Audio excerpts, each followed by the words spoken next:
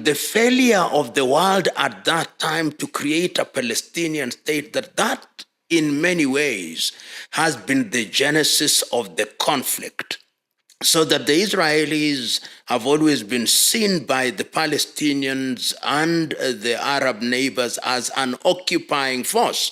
And many of the wars that have been fought have been on the basis that we are dealing with Israel, which is a Zionist regime, which is an occupying force. Hey guys, as you're watching this video, our vision is to reach 500,000 subscribers. Hit the subscribe button, join membership to support our channel, join Patreon and PayPal. All the links are in the description. Do that to stand with us for this beautiful cause of One Africa right now. We do not forget to sign up for the petition. The link is down below. Appreciate it. Thank you so much.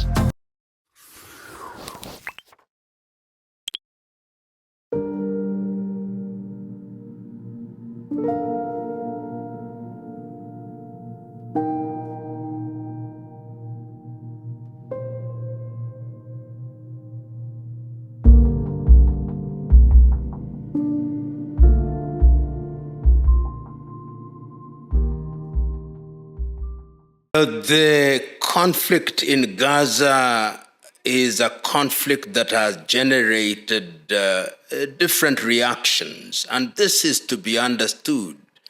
We saw this in the early years of the Nakba in 1948. We saw this in 1967 in Yom Kippur. We saw this in 1973. We saw these kinds of reactions in the Intifada. And I note that there have been quite a number of reactions since I made my position known on the ongoing conflict in Gaza. First of all, it's always good to preface a response to reactions with the caveat that nobody has a monopoly of knowledge, nobody has a monopoly of wisdom, that what one does is to share one's perspective with the others in the hope that that enriches the debate. I see a number of comments here about the Balfour Declaration. And it must be remembered that the Balfour Declarations was a series of events beginning, as it were, in 1917, and there were also similar declarations in 1948 that were an offshoot of that declaration. And I can't agree more with those who say that because of the decision at that time, in 1917 initially and 1948 culminating in the creation of what was fundamentally a Jewish state, and the failure of the world at that time to create a Palestinian state, that in many ways has been the genesis of the conflict. So that the Israelis have always been seen by the Palestinians and the Arab neighbors as an occupying force. And many of the wars that have been fought have been on the basis that we are dealing with Israel, which is a Zionist regime, which is an occupying force. And it is in that context that all these attempts that have been made through successive administrations, whether it's Yitzhak Rabin, whether it's Menahem Begin, and a little earlier, even during the reign of the administration of Golda Meir, and of course during the Netanyahu periods, and we saw that all these particular problems have gained the attention of the world, culminating much more prominently in the Oslo Accords. And the Oslo Accords were designed to resolve the problem for all times by creating two states. But that was never to be. We ended up with a Palestinian Authority, and that Palestinian Authority also had its own problems, leading in the bitter fight between the Hamas and Fatah, and with Hamas occupying Gaza. So when we say that the conflict has brought about many non-state actors such as Hamas, Hezbollah, and all these others, we are actually admitting that this is the time that the world should come and say with no equivocation that if we are to resolve the problem in the Middle East, we must have a two-state solution. A two-state solution whose fundamental anchor is that Israel exists and is recognized as such, that Palestine is recognized as such, and they exist side by side, subject to international law. As to whether that will immunize the region from the conflicts that we continue to see, and including the Gaza war, is one that is out for debate. But what has happened and continues to happen in Gaza is creating enmity, which will be difficult to eliminate for generations to come. The other concern that I've seen or response is the question of what has been described as white supremacy. You know, there are those who argue that those who occupy and control Israel are not Jews in the strict sense, that these are white supremacists who are hiding behind the cloak of Jewishness in order to visit pain upon the Palestinians. In fact, I've heard even in the continent of Africa some arguing that the Israelis who are of Caucasian origin are racists, and they have given the example of how they treat the Ethiopian Jews who are brought to Israel under the Operation Moses. There is merit in that, but I think that the question that we ought to preoccupy ourselves with at this time is how to eliminate conflict in the long run.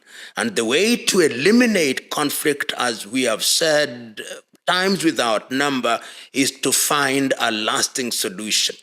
The danger is that we now see a world that is divided, particularly at the political level. In the Western world, everybody, almost to a man, that is to mean politicians, is reluctant to condemn the Israeli response to the activities on the 7th day of October, the year 2023. And those who argue, therefore, because of the European support, the Israelis are thus encouraged. And there are those who, on the other side, are saying that it is important that the organizations such as Hamas, Hezbollah, and we have now seen the Houthis, ought to be reined in as a condition precedent to any lasting peace. It is an egg and chicken kind of situation. What do you deal with? The international community through the UN have now said that there is need for a pause or a ceasefire, which will enable the world to look at these issues squarely in the face and find a long-term solution.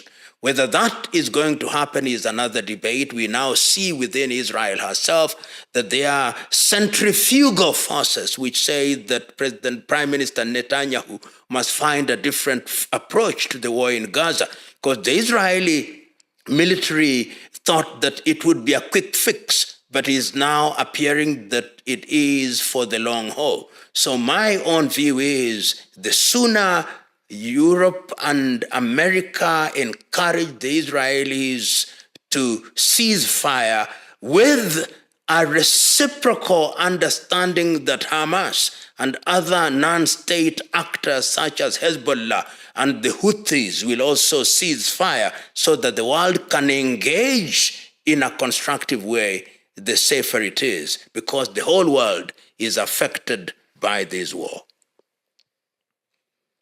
I see here, for example, I have a comment from my friend Douglas Mochama, And Douglas says, unfortunately, the Hamas has used all its time and energy to radicalize all Gazans to hate their longtime neighbors, Israel. Completely true. In fact, it is now argued that every other person in Gaza is being told you have a permanent enemy in Israel. And this is bound to happen when somebody loses their family in a bombardment. Then the only reason why they continue to live is for revenge. And this is one of the reasons why the sooner this war is brought to a halt, the safer everybody is. And I can't agree more with the Douglas Mochama, who takes this view that there is radicalization. And it's not only within Gaza. You can see it even in Lebanon by Hezbollah. You can see it even from the rhetoric that one sees coming out of Yemen through the Houthis. So we are living in quite difficult times, particularly as regards this war. And one must comment that is a war that affects all of us, because when you interfere with shipping in the Gulf of Aden and in the Red Sea, then everybody suffers. Joseph Hudo, have you asked why Israel has blocked two-state solution? If stateless Palestine can hatch October 7th, then what could happen with the state? Security is Israel's prime fear. They are an existential threat. Secondly, how do you expect Israel to defend itself against rockets launched from hostels, UN facilities, residential homes? Please give an example of how to make the war proportionate. A very, very valid question from Joseph there, because it is very easy to say that this war is not proportionate, the response is not proportionate.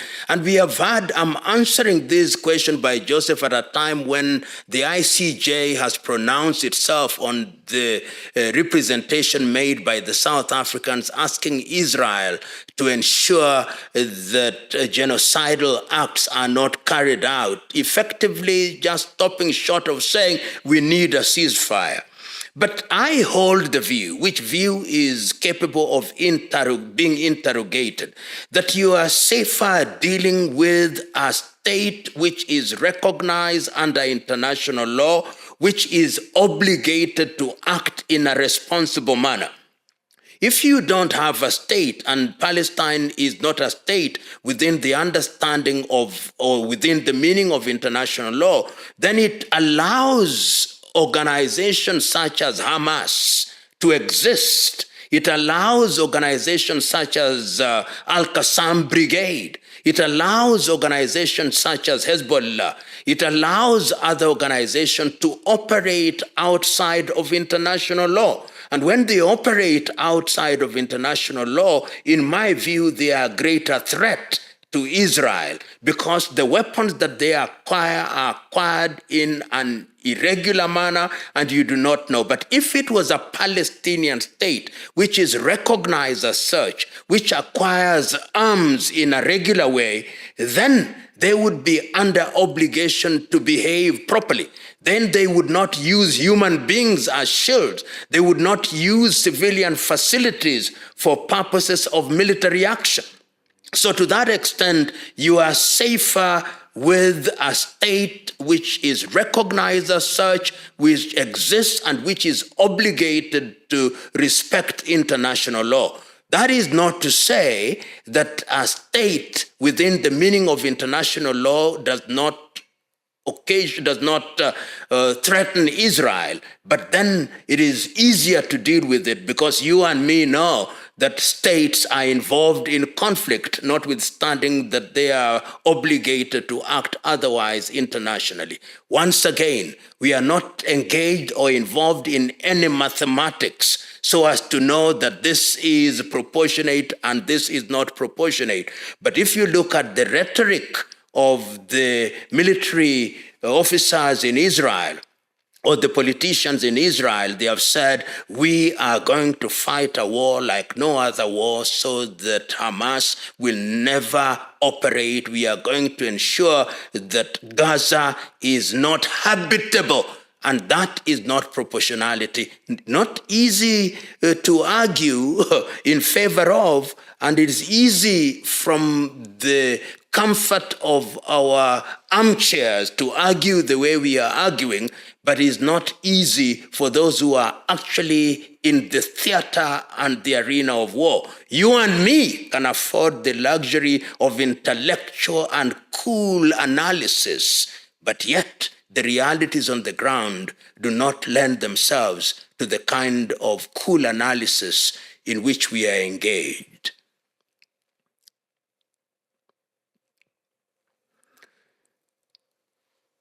A man who calls himself Curious George, and let me speak to your curiosity, super curious George. Most of these mistakes make sense, but the point about non-state actors going after civilian target is scary. Make me question the logic. Why can a state actor deem a target necessary for its own political gain, but a non-state actor, which in some of these places and be acting on behalf of their people, cannot go after targets it deems threat?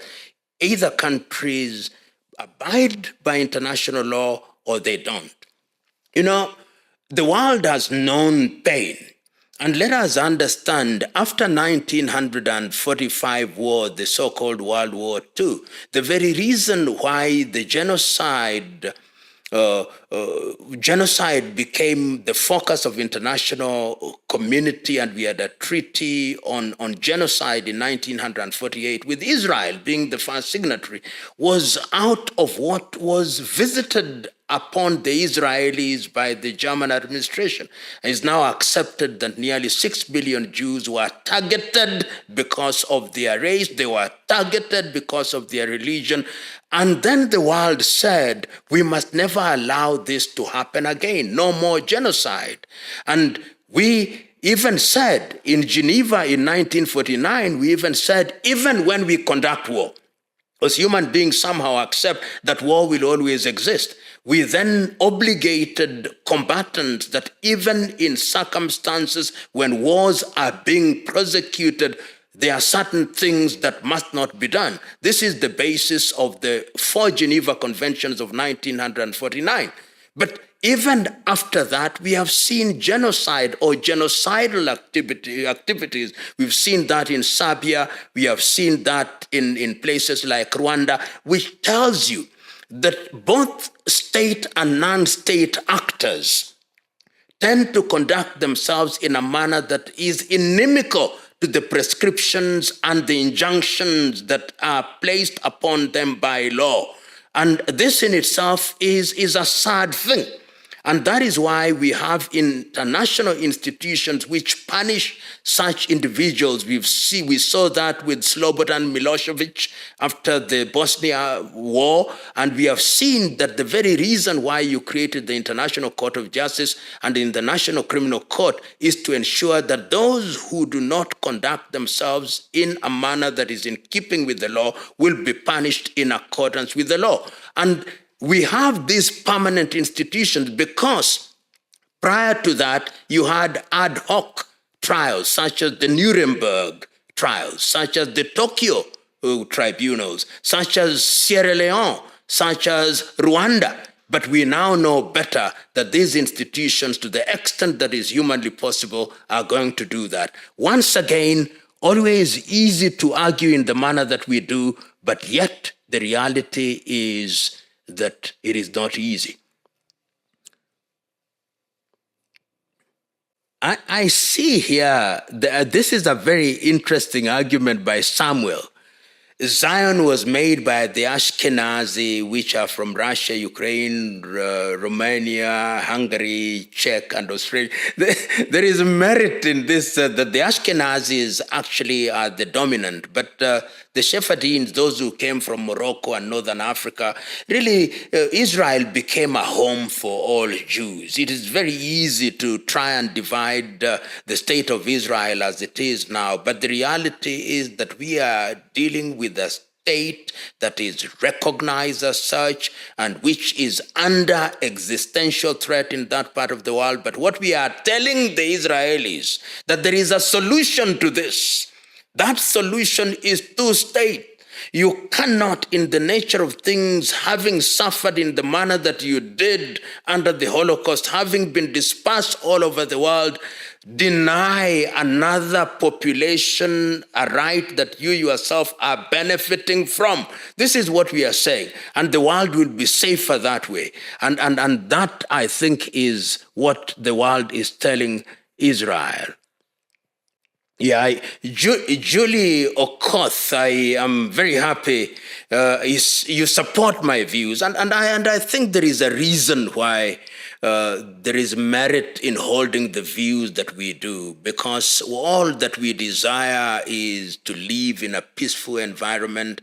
All that we have appetite for the continent of Asia and the Middle East and Africa, and indeed is to ensure that we live in an environment that is favorable to all. And this must be understood in the context of the reality in the world, that if there is a war anywhere, it affects all of us. Who, for example, knew that because there is war in the Gaza, there would emerge a Houthi threat that would entail the disruption of maritime activity in the Red Sea, in the Gulf of Aden, in the Gulf of Oman, and therefore affect the supply of oil in the world. So all of us really have a duty to ensure that there is security in the world.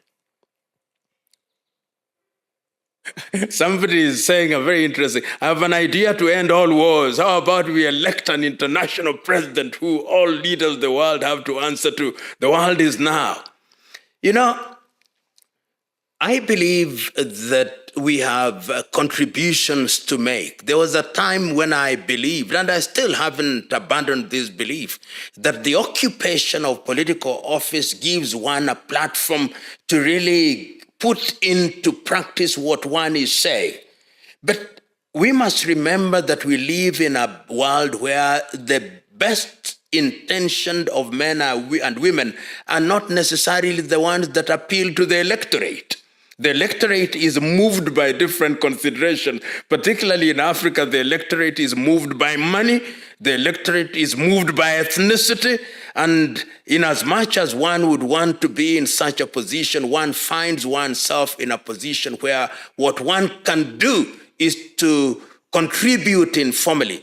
And it is never lost on me personally that some of the people that I'm most attracted to were never occupants of any political office. I'm attracted to the ideas of Mohandas Karamchand Gandhi, known as Mahatma Gandhi, and Martin Luther King Jr., and they became moral forces in the world because it is much more difficult to become a person who is a moral warrior than to be a person who is a political warrior, who is beholden to many interests. But never say never. You never know which voice may call and which voice one may answer to in order to play a much more visible role in the affairs of the world. That is Hilo, who only hides behind the mask 09AZ. But the mask is peeled. You know, the question of the war in Gaza is one that is alive and well. It continues to generate reactions and questions, and in reaction to my sentiment, there are hundreds of questions that have come about, raising pertinent issues. Is two-state solution the solution? How do we deal with non-state actors? What is the nature of the state of Israel? What is the nature of Palestine? What is the role of the international community? What should the International Court of Justice do in the face of the representation by South Africa? Too many questions to answer, but it sends the clear message that the world is concerned, that people are concerned, and that people want a solution to the problem. We will not answer all questions, but we must continue the debate. We must continue to talk about these issues, because the day we stop talking about them, that is when danger comes in and solutions die. So thank you very much for your comments, those which are interrogative, those which are commendatory, and those which outrightly disagree. The beauty of any debate is that when we disagree, even then, we disagree in an agreeable manner. Thank you.